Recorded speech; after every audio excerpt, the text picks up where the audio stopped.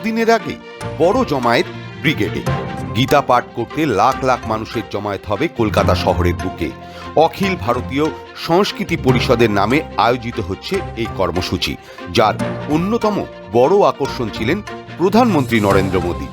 লক্ষ কণ্ঠে গীতা পাঠ, 50,000 শঙ্খের ধ্বনি, হাজার হাজার সাধু সন্তের সমাবেশ, এত আনন্দ আয়োজন যাকে ঘিরে তিনি সম্ভবত থাকছেন না। আগামী 24শে ডিসেম্বর ব্রিগেডে গীতা পাঠের আসরে সম্ভবত আসছেন না প্রধানমন্ত্রী নরেন্দ্র মোদী। প্রধানমন্ত্রীর দপ্তর থেকে আয়োজকদের কথা জানিয়ে দেওয়া হয়েছে বলেই সূত্রের দাবি। বছর ঘুরলেই লোকসভা ভোটের দামামা বেজে উঠবে দেশ জুড়ে।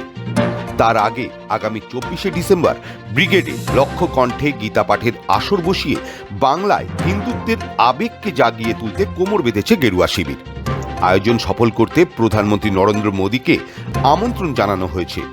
মোদী ব্রিগেডে আসবেন সেই প্রচার করে লোক টানার চেষ্টাও করেছেন আয়োজকরা। অথচ শেষমেশ প্রধানমন্ত্রীর আশাটাই ঘোরতর অনিশ্চয়তার মধ্যে পড়ে গেল।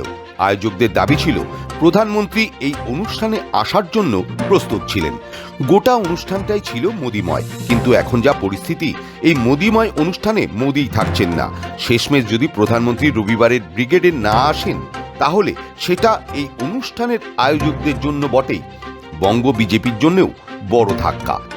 এদিকে রবিবারে গীতা পাঠের কর্মসূচিতে প্রধানমন্ত্রী আসবেন জেনে কলকাতা পুলিশের পক্ষ থেকেও একাধিক ব্যবস্থা নেওয়া হয়েছে। মঙ্গলবারই পুলিশের তরফে অনুমোদন সহ বিভিন্ন নির্দেশ আয়োজকদের কাছে পাঠানো হয়েছে। কিন্তু এভাবে মোদীর আশা বাতিল হয়ে যাওয়ায় এখন একটাই চিন্তা ঘুরছে আয়োজকদের মাথায়।